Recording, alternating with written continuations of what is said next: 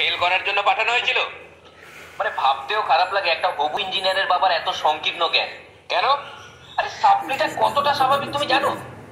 সাপ্লি না পাওয়াটা অস্বাভাবিক ইঞ্জিনিয়ারিং। একটা জায়গায় তো চাকরি দেয় না। তুমি সাপ্লি পাওনি, তোমাকে চাকরি দেবো না। এটা আবার কোন কোম্পানিতে হয়? আছে আছে, তুমি জানো না সেটা আলাদা ব্যাপার। আছে। আরে কোন ইঞ্জিনিয়ার সাপ্লি পায় না?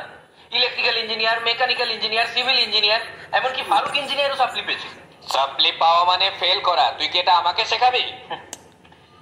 যখন মাথা নেগেটিভ হয়ে যায় না বাবা, তখন সবকিছু সবাই নেগেটিভ ভাবে। তুমি এটা কেন ভাবছো না যারা পাস করে যাচ্ছে তারা একবার পড়বে, আমাকে সাপ্লি দিতে হচ্ছে মানে আমাকে দুবার পড়তে হবে? জ্ঞান কার বেশি হবে? আমার।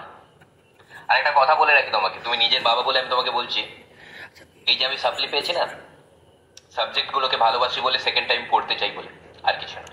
কটা সাবজেক্টে পেয়েছিস সাপ্লি? সব। কিরে তোকে